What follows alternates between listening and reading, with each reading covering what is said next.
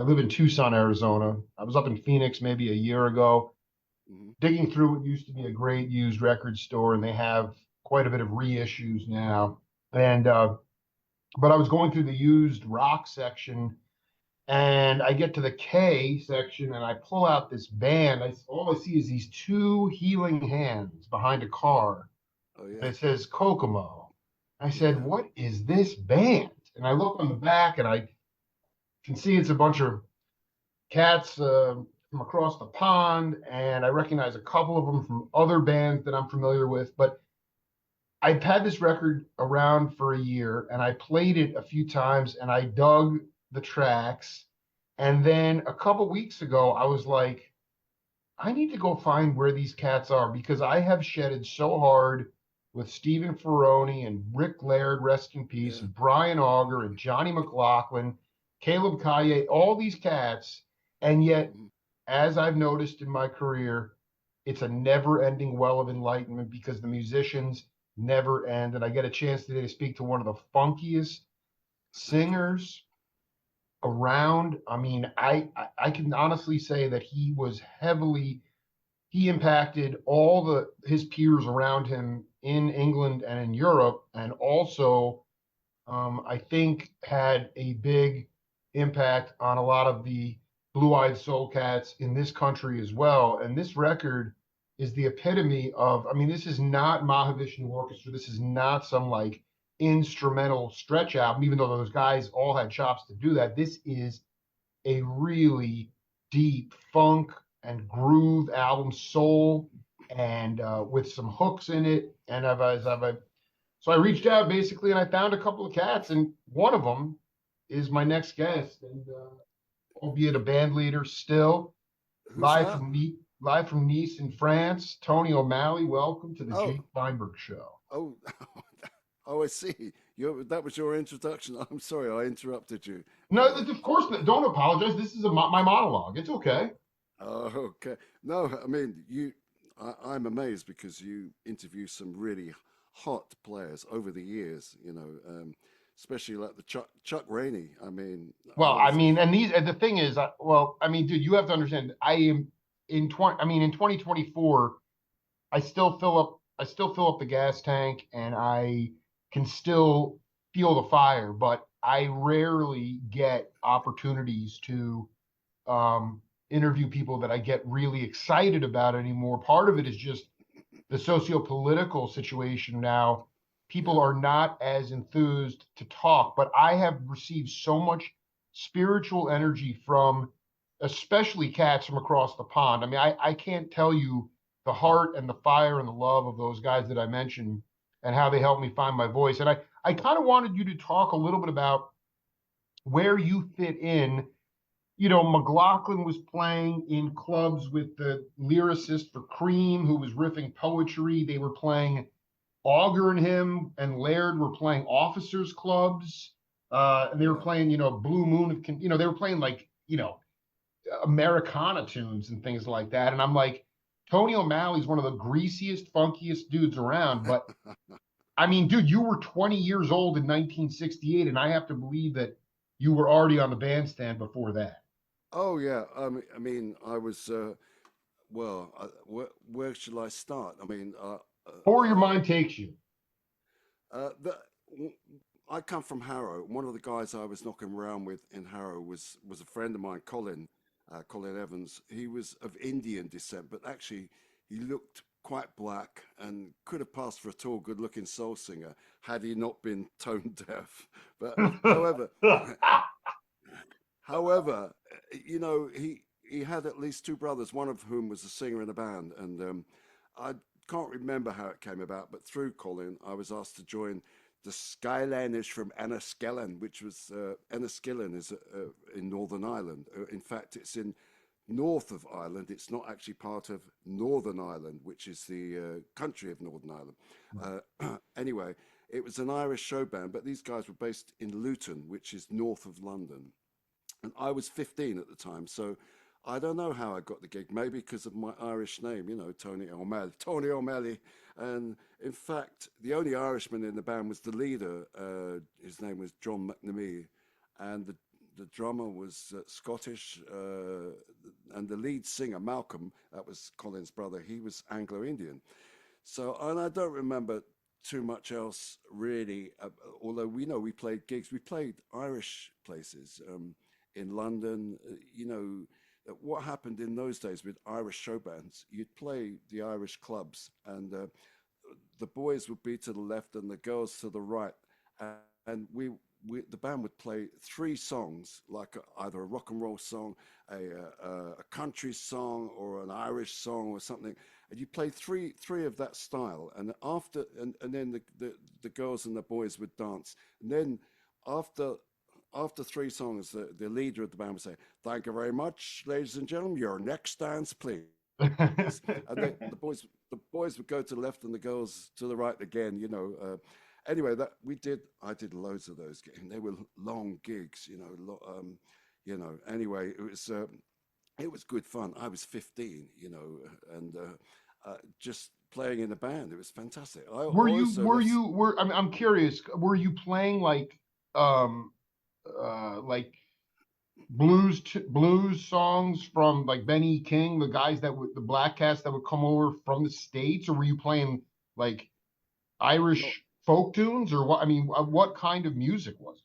well, the Irish show band, we played pop songs and not really soul music. And I was with that band maybe for about 18 months, 2 years. I can't remember, but when I was uh, 17, I think it was the Skyliners, the Irish band. We had some kind of audition in a nightclub in London, Hmm. where a guy called Ian Samwell was there, and he was the composer of Cliff Richard's hits. I don't know if you know Cliff Richard. He was an English singer, very very famous in England, not so much in the States, and he wrote Cliff Richard's first hit single was called "Move It."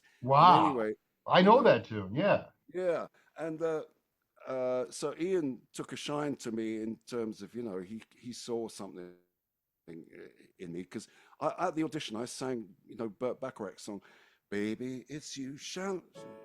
Well, I can't remember what key it was, but sha la la la la la la, da, da, da, that "Baby It's You," and anyway he called me up and. He had a band called the Blues Healers, and now that's I went to see them in actual fact for kind of like an audition, and the other person auditioning was a drummer called Mitch Mitchell. Oh So no. Oh yeah, no. yeah, and so me and Mitch kind of hooked up, and we said, "I know we don't want to join this band," and Yeah. so we hung out in London for quite a while, and he told me he was older than me, Mitch, and he told me he was knocking around with Patti LaBelle. I thought, wow, it's just that's cool. That is a wait, hold on. Wait, was he romantically with her, or he was gigging with her? Well, he said he was romantically with her. I don't really That know is if that. so insane. Okay, continue. That's insane. Yeah, I thought it was. Anyway, but and we went to a lot of nightclubs. I mean, I was young, 16, 17 max, and it was all, I lived, Harrow was about 10 miles outside London. And so, anyway, after about a few more months, I did actually join. It was called Malcolm McGarren and the Blues Healers, and that's when we started playing all the soul stuff. Otis, all the people that you've mentioned earlier. Yeah. Wilson Pickett, all the soul stuff, and it was a hot band actually. It was nice, and I was with them. Well, I guess until I was about 19, I suppose, a couple of years, and it was fun. We went to France and Italy for 6 months, and Greece. We were touring for 6 months. What we call on the continent. We used Well, to I go. mean, there was such an amazing touring circuit that Yeah, existed, not just in Europe, but in the States as well. I wonder about like, so first of all, you and Mitch just kind of hung, but nothing ever came of you. actually getting together in a different band or anything. No, the next I heard, he was Playing with working with Jimmy. Jimmy, yeah, Yeah. and we did meet later on. He came and actually jammed the time with us when Kokomo had kind of split, but we were doing something in a pub in London called the Golden Lion, and Mitch got up and had a blow, and but he's got more. He didn't have funky chops, Mitch. He Absolutely was more. not. He was like a freight No. train. Yeah. Yeah. No, I mean, dude, I'm having such a ball talking to Tony O'Malley. Like, this is blowing my mind. So, like, did you realize early on? I mean, you were young and uh, didn't really know a lot, but you know, what was your early on? What was it? What was clear Well, to you about your value to a band? Was it the octaves you could reach? Were you somebody that could just, uh, in terms of write? I mean, obviously, when you were covering the Stax Volt stuff and the Atlantic stuff, Wilson Pickett. I mean, that's cover tunes. But yeah, early on, yeah, like what did you like? To me, like Brian Auger. I mean, that dude yeah, just. I mean, he's just a monster player, and I'm like, yeah, I think yeah. O'Malley is too, but that never necessarily you didn't know. You kind of realized early on that wasn't going to be a commercial thing. Yeah, I guess so. I mean, I remember Brian Auger because the band I've just told you about, Malcolm McGarren, actually it ended up as Ronnie Jones and the Q Set. The singer, can't remember what happened, but Ronnie Jones, who was an American GI who stayed in England, he took over our band. We renamed it the Q Set because we used to play a Jamaican club in London called the Q Club, which was really a happening club, Oh really man, Jamaican, and that's Rastafarian, yeah, totally. yeah, it was Yeah. great. It was great stuff, and I felt honored to be like a white guy in this club and accepted, but we went to as I said, we went to Italy and France, but in Italy, Brian Auger was there, and we were supporting Brian Auger for about a week in this club, Oh and my God, this is and insane. yeah, and I was a big fan of Brian Orr because he's older than me, so obviously I was in awe the fact that it was Brian Auger and and Julie Driscoll, the That's singer. right, the Trinity, Yeah, yeah. yeah, and Brian Auger he used to do a song, the Beatles song,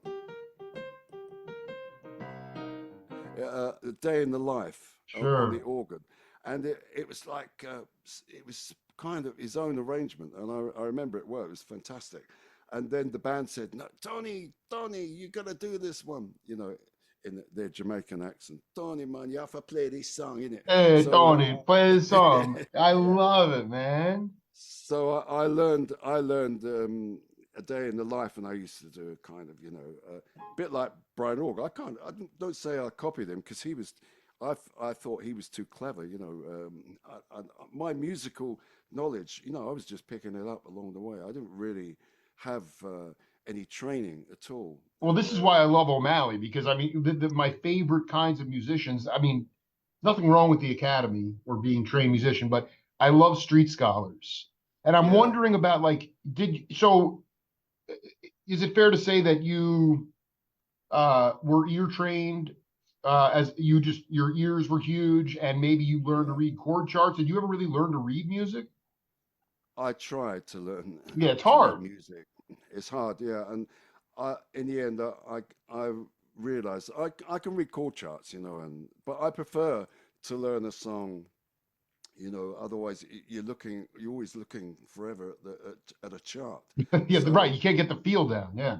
yeah, so I do my best to learn songs and play them in my style, I guess, and try not to actually copy. Although I do, I mean, one of my favorite players ever was Richard T. Oh my, come on, dude. Stop it. Are Yeah. you kidding me, dude? Are you kidding me? I mean, I'm really actually I'm very close, and I've done if you haven't, you got to check out my interviews with Gordon Edwards. That's I another know, I know Gordon. dude. I mean, he's the most beautiful. He's still hanging strong. In fact, I got to call him. His health hasn't been that great, but the dude, just like Yeah, Chuck Rainey, I mean, and one of the coolest cat. I mean, I can't even yeah. imagine what it was like back at that time. with those guys going head to head with Purdy and Rainey Oh and man. unbelievable. But anyway, Richard T, very, not Uh, like just so tasteful and just always yeah. serving the song, in a very soulful way. Absolutely, Richard. I just loved him to death. And actually, I went to New York. I think it was. I can't remember the actual. I think it was 1990. I Yeah. went to New York, and Gordon was playing in New York. And eventually, I plucked up the courage to go and talk with him. And he said, "Yeah, man, come and have a blow." Which fantastic. And there was an organ player actually who's ironic. His name was Jimmy Smith, but he wasn't the Yeah, I know. I dig. Yeah. he wasn't the Jimmy Yeah. Smith, No, but no, of he course was not. No. no, he was lovely though. He let me play, and we had a little jam. And Gordon, he called me and said, "Listen, man, I've got a gig up, north of New York somewhere. Do you want to come and do it?" But I was just leaving that day, and it's one of my biggest regrets that I didn't cancel my plane and to go and do the gig. It wasn't I with mean, Gordon. It was, I mean, it was like probably like Hastings on the Hudson somewhere where he was living. I mean, it's unbelievable. yeah, And I'm actually wondering if my dear brother Chris Parker, who was the original drummer and stuff, was on that gig because he played with Gordon all the time in the '90s. I mean, yeah, a lot of people don't realize Chris Parker brought Steve Gadd into stuff. all But right, this is so you're in this the blues healer. I mean, you would first of all, the thing about Auger that's also kind of awe-inspiring is um like he talked about going into uh record stores and guys like Les McCann were yeah. covering his tunes. Like, he would buy a Les McCann record and turn it over, and there's an Auger original. I mean, because Auger was doing like compared to what, and so it was like a Yeah, reciprocal respect kind of. I think it was. Can you talk about that as best you can? I know you weren't. I don't know the first time you actually came to the States, but can you talk about sort of that communication? Felix Cavallari from the Rascals talked about it too. You guys were talking back to each other and communicating to each other through songwriting. yeah. Well, we first came into I first went to the States with Kokomo in 1974 or five, I think it was. We did a tour, and we supporting the Average White Band, I think. It's all a bit of a blur. The I first time believe we it is, yeah. I know the Brecker Brothers had a club in New York. Yeah, Seventh Avenue South. Yeah. Yeah, and we went to that club, Oh, and that's awesome, dude. Who did you see yeah. there? Like Dizzy or something? Who was playing there? Oh, it was the Brecker Brothers, I think. Oh my God, that is so beautiful.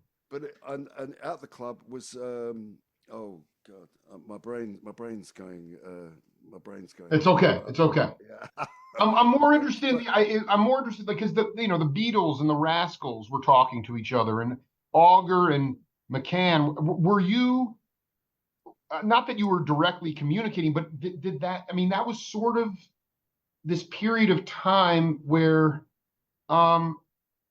I mean, without getting too deep into a sociological dive, did you yeah, just feel? I mean, where were you at in your head in terms of like um, creating music in a community and believing that music could heal the world? I mean, I feel like saying that today is a yeah. bit Pollyannish because it's so manufactured. But back then, I mean, I've talked to enough of the cats to know that they believed they could affect positive change in the world. I I I I believe that to this day. Music can change the world, although a lot of people disagree, but it could change the world. And I felt that way then, but I was very insecure about my talent at the time. And I was at Mikkel's once, watching stuff, Oh, and I was going to ask you if you ever got there. This is so yeah. classic. Oh my God, Gordon, there you go. Well, I stood next to Richard T, but I was too shy to speak to him because he was I like, would be the same. I'm not a musician. I don't know if I would. I don't know. I mean, I'm not a musician, so I'm not in awe. But if I yeah, was, I'd probably be petrified. yeah. It was. I mean, I regret it to this day because I knew he would have loved it. If to talk but it's one of those. And actually, I don't know if you know. Do you know John Cleary, the piano player? Well, I haven't talked to him yet, but I sure do know him. Yeah. Yeah, well, it's funny. He came to Ronnie's, or a few years ago, he came to Ronnie Scott's, and I saw he was on. So I uh, I wrote I wrote to him on Facebook and said, look, Yeah. I'm coming to see you. You know, been a fan for a long time, and be nice to say hello. He wrote straight back, and he said, Tony, I used to come and see you at the King's Head in Islington in London. He said, Oh but I my was, God. Oh, this is so beautiful, man.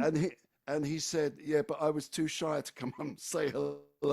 What goes around comes around. I love it, dude. So you, I mean, what Yeah, year? So yeah, was that yeah. before Kokomo or was that in Kokomo? That was when I played the King's Head. That was afterwards because after Kokomo, I went. Well, No, I don't. I in don't want fact, to get too far ahead here. We're gonna definitely have to do this. Is just set one here, but I don't want to. This is like, do you? well, Yeah, go ahead.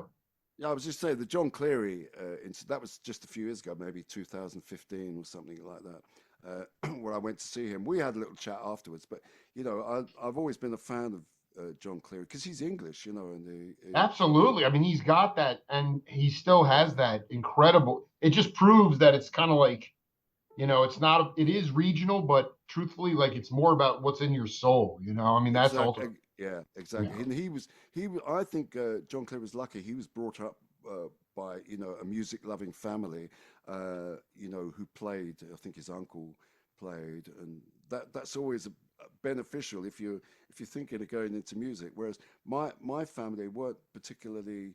I mean, they loved music, and it was actually my brother Kevin. He turned me on to the Beatles. You know, Mm. when they first came out, he brought the record "Love Me Do." He brought it home, and I thought, yeah, wow, this is fantastic. Such a change. From all the stuff that we were listening to, because where we were brought up in Harrow, it was kind of enclosed. It wasn't. For instance, it wasn't like Liverpool, where Liverpool got all the American records, and And the because it was, radio stations and that kind of. Yeah, there was not. It was yeah, more open. Yeah. yeah. Although having said that, the Who and lots of musicians came from quite close to Harrow, Ealing Really? and So this is what I want to ask you about.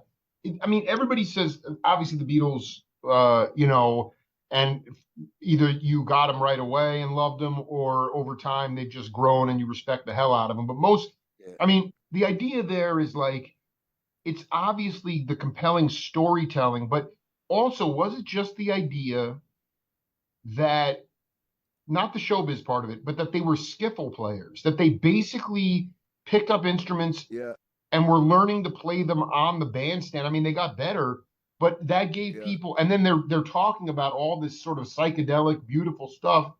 And was yeah. that the appeal, or was it just like, wow, these guys, they're really, I mean, I believe for you, it had to resonate in the music more than their appearance. Oh yeah, definitely. Well, I think it was the package as well. The Right. fact that, yeah, but the music definitely because they had great hooks, as well. If later on the Beatles, the great middles, Incredible, incredible. yeah, yeah, mid lates. What do you call it? The hooks. Anyway, uh, Yeah, oh, absolutely. I mean, it's like, but it was like, and actually addictive hooks, like yeah, like you could listen to them over and over and never get tired. yeah, exactly. And but at the same time, I discovered Ray Charles, when I Right. was 15, and that was a revelation. It was just unbelievable. This guy, and that's when I really thought, yeah, this is the kind of music I want to play after hearing Ray Charles, and yeah, what I mean, just like fantastic. And then Did you get Jethro to see? Sprout, I'm curious if you got to if did you get to see any of those yeah, like Ray, like I, because you know what the cool thing is I've interviewed.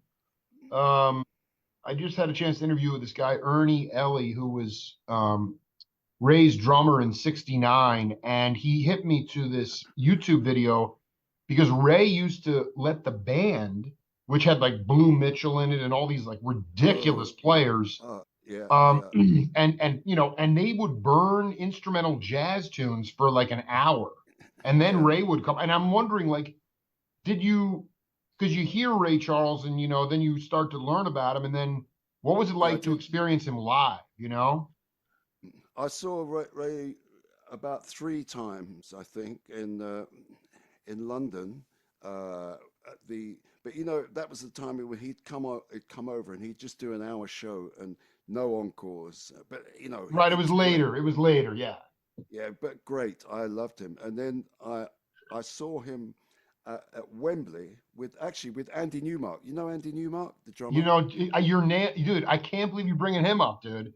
Uh, because he's another cat that I mean, Keltner has been foisting all these, he's been giving me all these hookups to people, but that's one guy I have not talked to, dude. Yeah, so he was playing with Andy.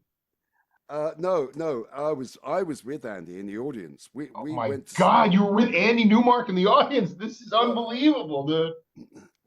Andy played in my band and in I don't the think I knew 90s. that. Wow. Yeah, I played. Well, it's quite a story because Andy was in New York, and so a couple of the guys I actually from Kokomo, Neil Hubbard and Alan Spenner, they'd worked with Newmark with Brian Ferry, so they knew Newmark, and they. Oh my God, I knew this was going to open up a portal to enlightenment for me, dude. This is unbelievable, dude. So anyway, I wrote to Newmark and said, if you're ever over in England, come and play, but that was in the 80s, I think. But Yeah, then that was, in but the so you're telling me that earlier, um, when he was ensconced in the studio scene in New York, yeah, that's when yeah, Spencer went over there and worked with him with Ferry. yeah. I mean, I love Andy. He's fantastic. When he's on it, he's there's nobody to touch him. But he's a temperamental kind of guy, and I just love him. He's funny, and our kids love him too. I haven't spoken to him for a while. He occasionally sends me funny messages and stuff. But anyway, so Newmark, what was I saying before? You were no, you were he was in the crowd with you with watching Ray Oh at yeah, Wembley. Yeah. oh yeah. We went to see Ray. He'd never seen Ray, and I'd seen him a couple of times before.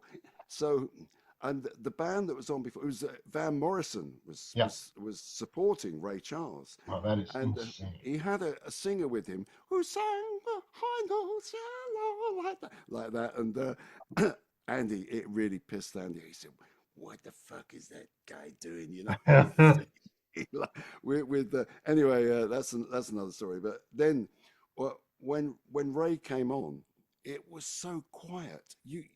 I don't think people realized he'd started playing, and it was fantastic because once you adjusted, this was in Wembley Arena, which is quite a big place. It's Uh, huge. it's huge, yeah. And Ray just was doing his thing, and the band was almost acoustic, if you know what I mean. The organ with the Leslie, and just two mics, I think. Uh, so it seemed, just amplifying from the stage. But it was fantastic. I loved it. That is, well, you're telling me that it was a pretty, I mean, I believe me, there's nothing that I love more than antiquated PA systems and people basically just driving stuff off the stage. Yeah, But yeah. you're telling me in Wembley Stadium, this was like No, there was no, no not like.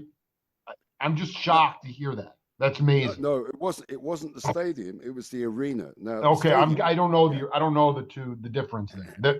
the arena holds about 9,000 or something. Okay, But but still. still, yeah, because you had to adjust because the Van Morrison band, they were all mic'd up and everything, and it was quite loud. And I've seen loud bands there, horrible. I don't particularly like that. But Ray, it was practically acoustic, apart from his mic, of course. He was the loudest, and it was just great. It was real music with, of course, the band were fantastic. And there was a mic at the front for the soloist. He'd walk out from the section, Sure. uh, whoever it was taking the solo, and then walk back. And of course, there was a mic there for him to solo. But it was just a great experience. You know, Because there's a couple things that I just had to get off the plate right away. Is I have to believe, regardless of whether I mean, you weren't somebody who was like, you know, you weren't set on, you were a soul cat. But did you? I mean, because I did several interviews with Rick Laird, who is, I believe, also from Ireland, possibly. I don't know, but Ri- he, the bass player, and he was the house bass player at Ronnie Scott's. I mean, Sonny Rollins would come in for a week, and mm, all these. I mean, did you have any? I mean, I remember Auger telling me a great story about getting high with Johnny Griffin downstairs at Ronnie Scott's, and like the drummer whose his name is escaping me was up just went up early on. He was so high and just started playing drums for like 20 minutes. oh, And I'm just wondering about like to me at that time, because all these original blues masters who truly cultivated that original sound were still alive, the blues and jazz were right up alongside each other. And I'm just yeah, wondering about like some of the luminary jazz cats. You might have just been checking. You might have stumbled into Ronnie Scott's. Obviously, you went to see Cleary later, but yeah, that when was you later. were Yeah. Well, like in the going playing the Jamaican clubs or play, were you going to Ronnie Scott's? It was there cats that Bill Evans or even like I Jan I did. Hammer or anybody like Yeah, that. I did see Bell Evans, but I didn't speak to him. But I tell you a story about Yeah. Ronnie's. It was in 1969, following on from the Blues Healers, and then I joined another band called the Counts with Philip Chen. That's another story. I'll tell you about Philip Oh, wait, afterwards. wait, wait, wait, wait, wait, wait. The bass player? Yeah, Philip. Oh my Yeah, dude, rest in another cat. Dude, he rest in peace, man. I yeah. cannot believe you just dropped his Uh, name. He was living uh, there? well, he was in England. Yeah, well, he had a band called the Counts. He was This in is insane. a band called Jimmy James and the Vagabonds, and with they had an MC whose name was Count Prince Miller, and they Jimmy James and the Vagabonds they broke up, so they formed the band with Count Prince Miller, who didn't really sing. He was just like an MC, but he was up on Right. stage clapping his hands. And it was Philip. Yeah, me and Philip became, oh, we're like brothers. We were like That is the most brothers. this is warming my heart right now. Because Oh, I just saw, it's funny, I got hip to him because I didn't know his career went back that far. I oh thought that God, he yeah. really got in because what I'm familiar with is his work once Jim Morrison passed away.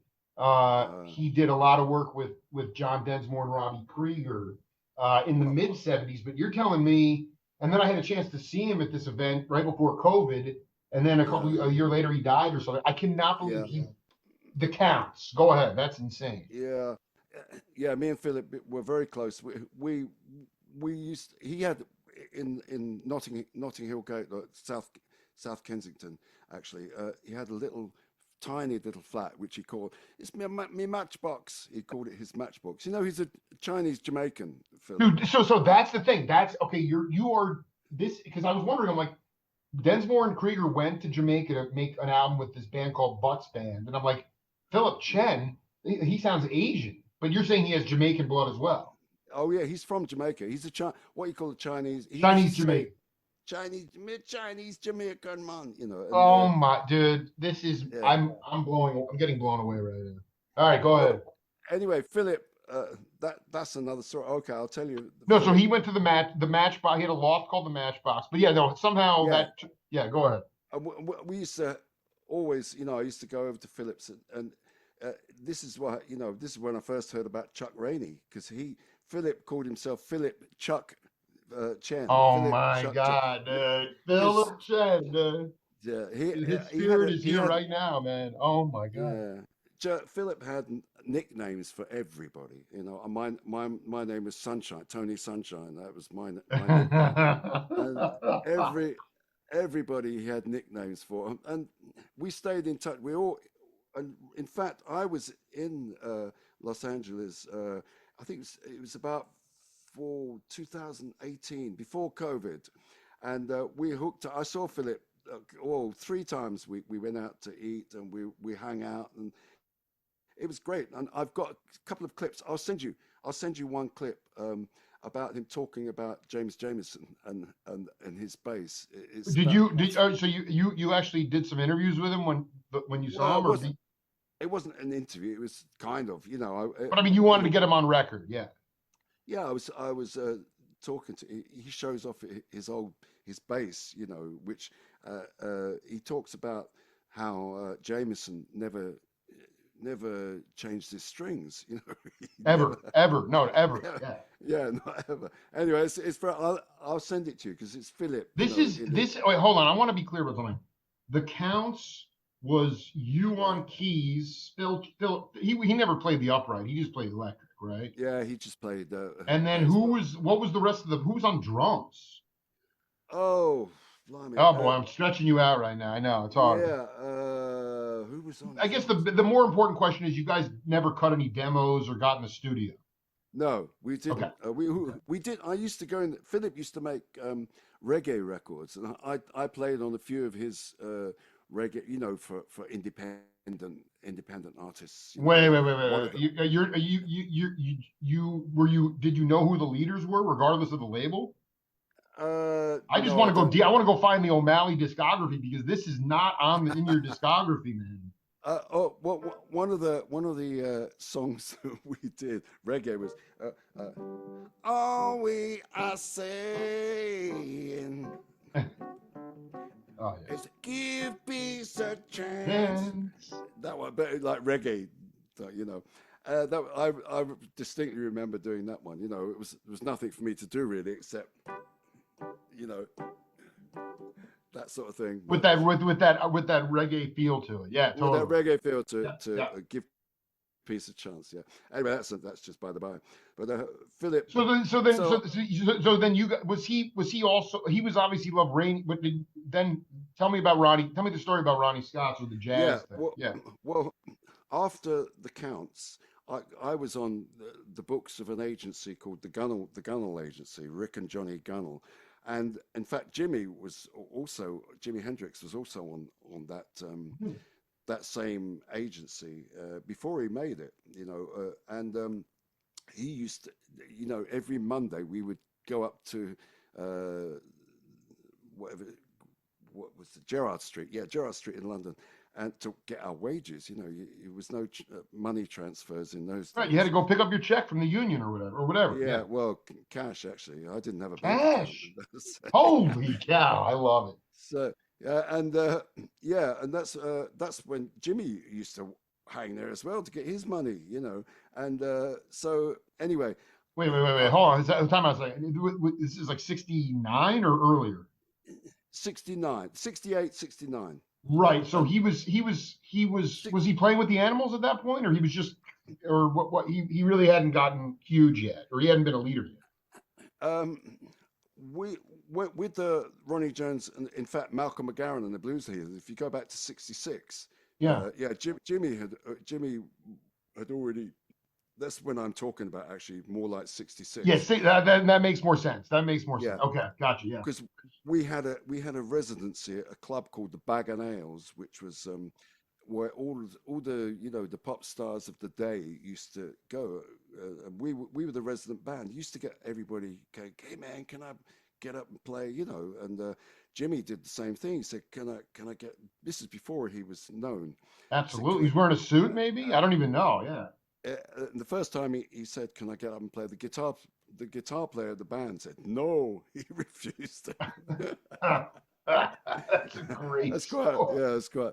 But of course, he did. Eventually, got up and turned the volume up to 11, whatever it was, and yeah, he was great. He was a lovely guy, Jimmy. You know, and that's what I think I remember most about that. Well, no, I mean, I remember talking to a band you probably were heavily influenced by, which was the band War. Oh And yeah, yeah, Howard Scott talked about Jimmy was playing Ronnie Scott's. Uh, I don't know, I can't remember the whole story, but the bottom line, um, the next day Howard saw him, and Howard saw him that night. He got on stage, they jammed together. It was a seminal moment for Howard, who was already in his own right an amazing guitar player. And mm, the next day, he found out Jimmy died, and he wound up like he yeah, took Jimmy's guitar and like slept with it in his hotel room. But the thing about Hendrix is like he was such. Everyone just says he just. It was just such a sensitive, sweet person who, yeah, and the racket itself, the music yeah, racket, really just took its toll on him. yeah. That's about the size of it. You've said it in a nutshell. Not Yeah. sure, yeah. But anyway, Yeah. after the counts, the agency said to me, Tony, will you go down to the Bag of Nails and we've got four people from Liverpool, two girls, two boys, they're singers, where they need somebody to back them. And I thought, okay, I'll go down there. And the organ was already set up. And once they started singing, I was amazed. They were fantastic. Really, this is this is where it's at This was for hot. me Yeah, it was hot. Yeah. vocally. They could do all the Aretha backing singers. They all the soul stuff that they just did it, and the leader of it was Frank Collins, who I'm still work with today actually, and so That's so anyway, beautiful. I'm so glad to hear that because he was another Kokomo cat, obviously. yeah, he was in Kokomo. Yeah, but before Kokomo, it was a group called Arrival, Arrival, Yes, and uh, yes. and we, I was I was working with them, and one stage, Ronnie Scott's said, "Do you want to, will you come and play upstairs?" Because Chaz Chandler, who just joined the agency as an agent, I guess, Really? he wants to hear you. So it was the first night. It was a Tuesday night. I remember distinctly, and we played the first set.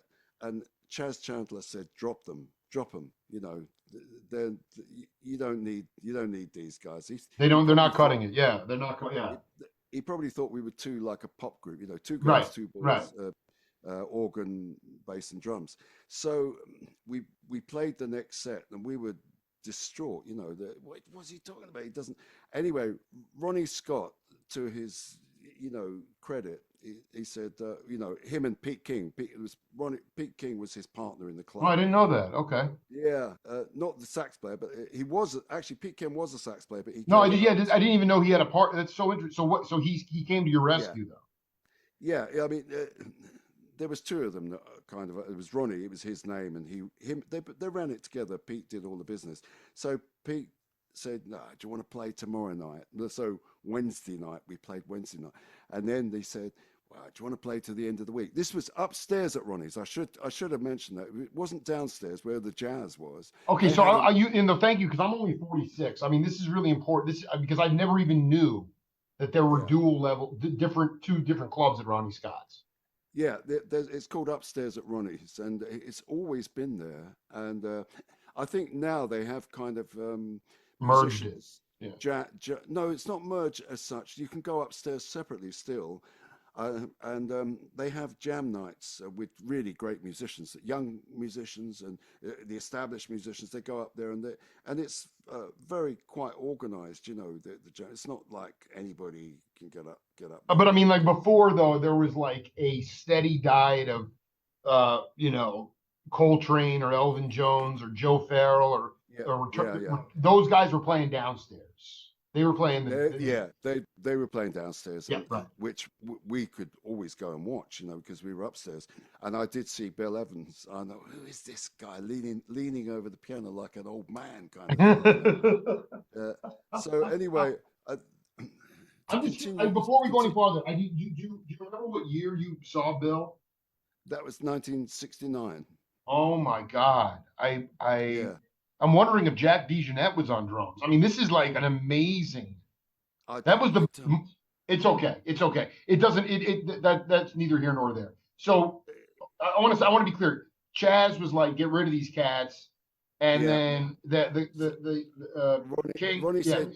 Ronnie said, "Do you want to play to the end of the week?" So we said, "Yeah." And then after that, he said, "Do you want to play next week?" And this went on for 5 weeks. So No way. Ronnie kept the band alive. And sometimes I had to walk back to Harrow, which is like 10 miles. Not often. Because I'd missed the last bus or something or last train. So and remember, I think 20. Was I 20 or coming? Yeah, I was 20. I mean, you were probably like 22. It says No, Oh, 20 I'm sorry. because That it was was the Isle of Wight Festival was 1970. You were 22 then, but you're telling me yeah that you were 20 in '68 when this went down. 69. Right. 69. Right. Where it was early 69, like February 69. I was still 20. So, Ronnie's enabled arrival to continue, you know, because we got paid, not much. I think it was 14 pounds a week we got Yeah, each. but I mean, like back then, it was like it was. I mean, yeah, Yeah. that went farther than it would now, and Oh, also, but it oh was just yeah. the mere fact that you guys were getting a chance. Little did you know he was keeping you guys alive to the point where Yeah. then late. So that must have been euphoric. I mean, because Yeah. so you finished the residency, and then did you Well, guys? You go ahead. we went on to do other gigs. We went to Germany, and we eventually we made a record in '69 that became a hit in 1970. It was called Friends, and it was written by Terry Reid. You remember Terry Reid? Well, first of all, uh, dude, I'm like you're bowling me over. He's one of my favorite, funkiest, nastiest players and Yeah, singers. And yeah, actually, if I saw correctly, he's coming here on a tour. yeah. I think he is. Yeah. Yeah, no, but anyway, so Terry Reid, this is keep going here. This is so Okay. insane. Yeah. The song was called Friends, and the intro. Oh, sorry. I have to get there. Is that too loud? No, it's perfect, man. It wasn't me singing, it was Diane. And it goes, I had a friend who had friends by the river. They too had friends who had friends of their own. All sitting round, taking part after dinner. But that was born by the friends of their own. Friends beside you, friends to guide you, friends beside you everywhere. And it goes on. Dude, you made my day, Yeah. man. That was so wait, hold on for a second. This I just want to ask there were two tunes, and again, I don't know how expensive this record is. I've never come across a copy of this record. I don't know how many pressings were made. Maybe there were a lot. Um, but I want you to talk to Younger Cats specifically because it was Friends and I Will Survive. Those were the That's right. two chart hits, and I just Yeah. wonder, and I'm thinking about a couple of bands in particular that are more in that are different styles of music, but I wonder if you could talk to Younger Cats about the mere fact that you were able to play a lot of live gigs Yeah. before you went in and cut the record. Do you believe that those songs, the ones that became popular and that made you some dough, or at least got you some exposure, took Yeah. on a life of their own because you didn't go in immediately and record them? They grew a life of their own on stage. Well, if I remember rightly, the song. I don't think we did it on stage before we recorded it. To be Really? honest, Are you kidding uh, me? that particular song, we might have done. No, I That's think pretty. That's probably where. So I'm just curious. You at Ronnie's, you were basically were you playing any originals or are you playing all covers? uh, a lot of covers, and Frank Yeah. wrote some songs, but it was mainly covers. I didn't write many songs. I tried to, but I was still young and I wasn't a natural It songwriter. doesn't matter. No, okay. So let's get this is so intense. So you go into the Yeah, studio. I yeah, want you to talk. First of all, there's just a few questions, then you can riff any way you want. Um, the what were the mic? If you remember correctly, like one thing that was so amazing about that period of time in music, there was no efficiency model for making a record. It was very much an individualistic endeavor. yeah, Not everything was mic'd. There was a lot of room sound. Leakage yeah, was okay. And I yeah, just yeah. wonder if you remember correctly, Fran, the song you just played, and I Will Survive, were they first takes? I just want you to take me through that because you didn't road test the songs. Like Pat Metheny, when I was interviewing his bass player Mark Egan, he talked about going on like a 180 gig run where they had all these tunes, Yeah, and by the end of the tour, a couple of those tunes took on a whole life of their own before, and then they recorded. But this is yeah. different. Take us through that That's recording session. that's the perfect way to record is to You to think that road way? Yeah, I do too. But I'm glad yeah to hear you I say do that. Yeah, yeah, yeah but then I think Tony Hall, who was the manager of Arrival, he yeah. he found the song. In fact, it's a song on one of the Terry Reid records, comes in between. I think it's Highway 61 or something. I can't even remember. But we we took the song and just did it our way. And what was really, I think, quite important at the time was that doing the string arrangement was Paul Buckmaster, who was at the time, well, he wasn't very well known. Do you know Paul Buckmaster? That name is not ringing a bell, but I'm not. That Oh, doesn't mean anything really. oh, okay. So Paul Buckmaster, a fantastic arranger. He did Elton John's first album. He arranged that, you know, the album that has got your song and Yeah. St. Peter, the one about St. Peter. Anyway, it's a great album. But Buckmaster is just, he's like kind of like a genius, you know. He died recently, actually, well, about 4 or 5 years ago now. And but it was really important for us because he was only young. He was just maybe 2 or 3 years older. But and he always wanted to play with Miles Davis, and he did. He actually went on to get to know Miles, and they did some work together. How do you Anyway, spell his last name? Buck, Buckmaster, Paul Buckmaster. Buckmaster, yeah. So he was doing. I mean, did you have a big? Was there a horn section, or he was doing vocal No, or arrangements stuff like that? no, strings, String. strings. Wow, you had a string section in there. We had a string section on both Friends and I Will Survive. And Buckmaster is fantastic. Just a beautiful, soulful guy, you know, so musical, you know. I Wait, worked and with what instrument did he play? a cello. He And you're was a telling me that he cellist. played with Miles. He, well, I'm not It doesn't exactly matter. sure. It doesn't surprise me at all. Miles is so hip that I'm sure that went down. He was always talking about Miles and how he wanted to meet him. You know, want to meet. I want to see Miles. I've got to play with him. And he was very, very forward, very confident in his own musicality. And yes, he did. I don't know what he did with Miles, but I think they collaborated on something, and I'll look it they up. Yeah, yeah. yeah, they remained lifelong friends. I think, until We're Miles. so this is interesting. I mean, I actually have to go back for a minute. How the heck did you guys curry a budget for that record? Carrier, what? Sorry, what? How did you wind up like? I mean, it doesn't sound like it was. It was this wasn't like a. You needed some dough to get the string Yeah, section in there. Like, I mean, where did the money come from to make this? the money came from Decca, I think, who financed the album. I think, Right. unless Okay. it must have been the record company, which was then Decca.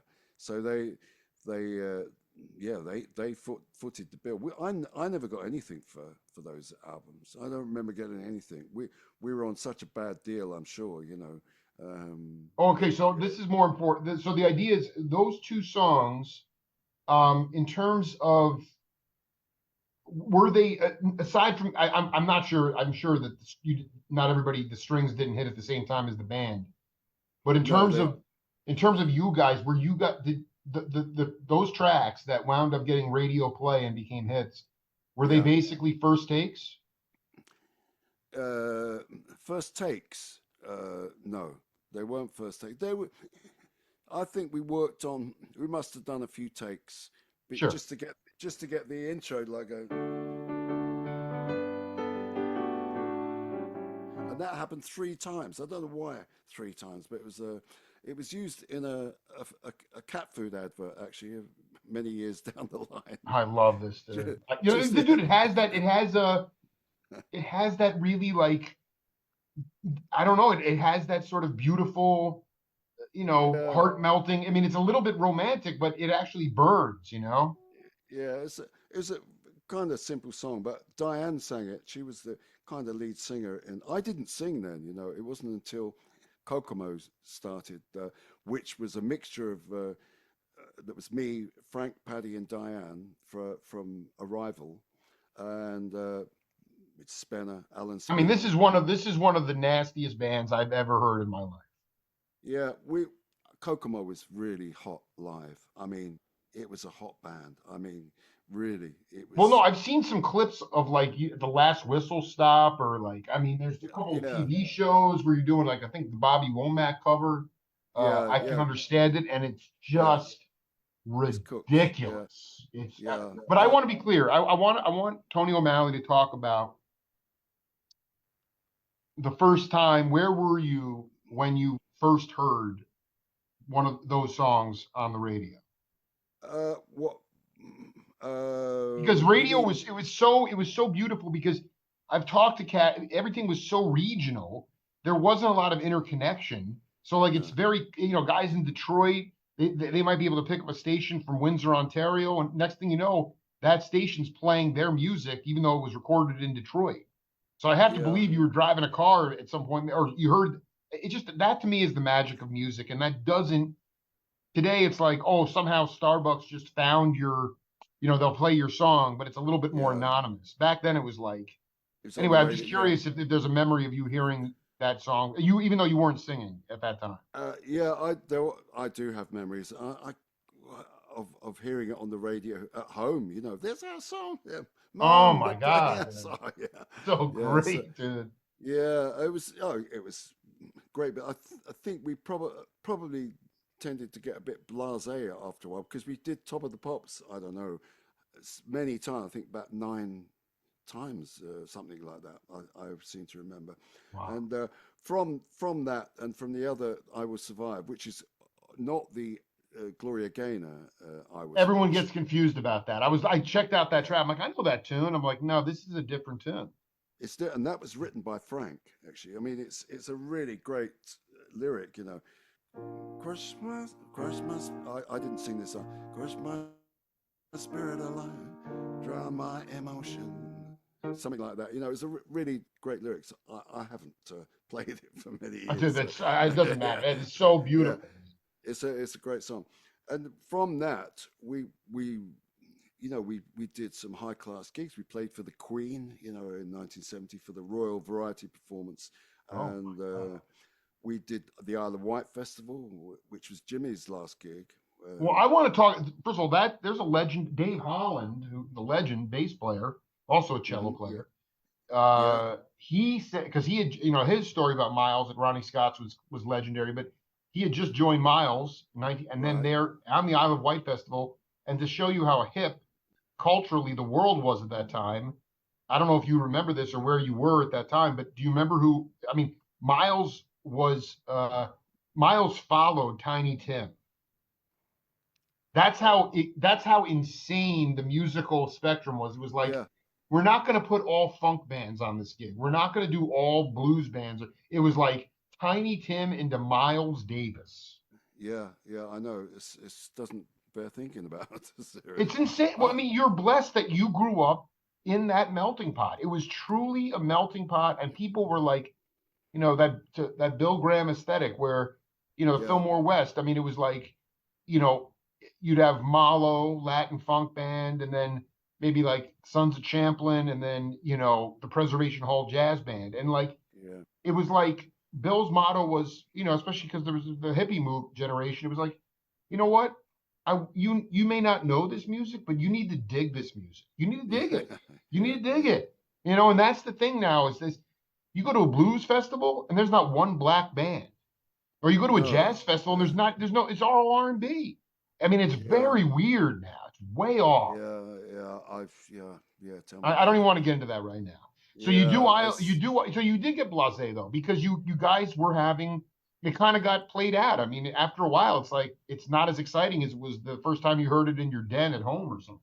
well, the thing about the Isle of Wight festival was on the morning we played on the Friday, and it went actually I think Thursday, Friday, Saturday, and Sunday. Now we flew in by helicopter um, on the Friday morning. But I think we got there at midday, and we were on at 2 o'clock, and already it was. I mean, it was thousands and thousands and thousands of people, and then when we finished, we had to take the helicopter back to London because we had a gig the next day in a town in the west of England called Devizes. Oh, this is so, great.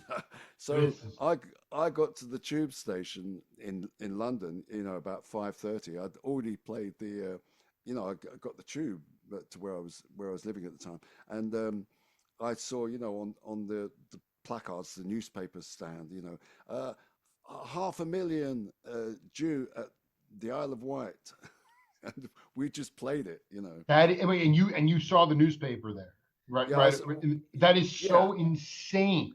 it's insane. That Yeah, is insane. and we just played it, and but we had to get back, and I only found out recently that the helicopter was organized. This was from Tony Hall, who recently he died actually, and Hmm. I talked to him about the Isle of Wight and the helicopter, and he said that was Dick Katz, a guy called Dick Katz had organized the helicopter for us, our band, and some music journalists, and they all came over on the helicopter.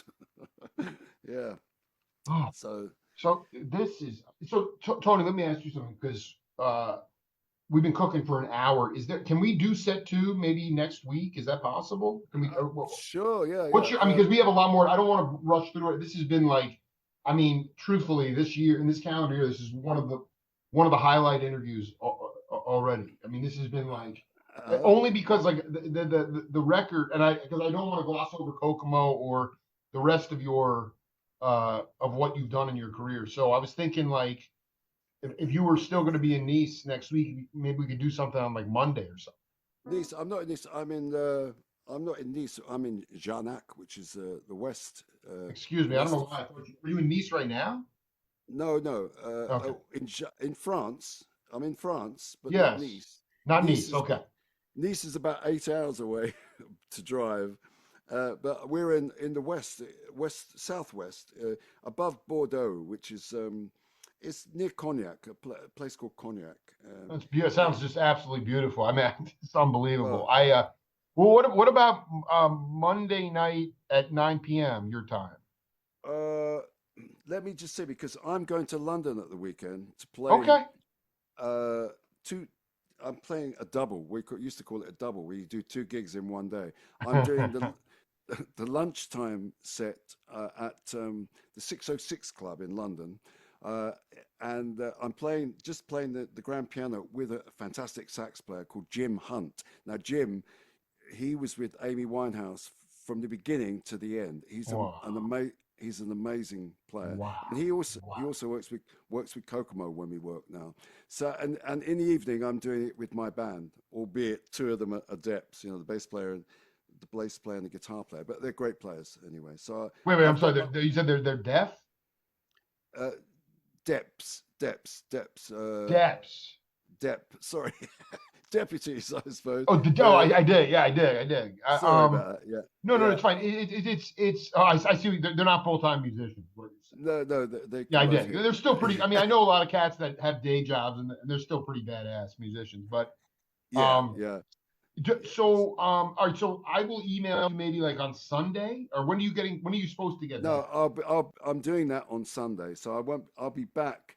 I won't get back till quite well, probably in the evening of Monday. So for me, probably Tuesday would be better. How about could we do Tuesday around?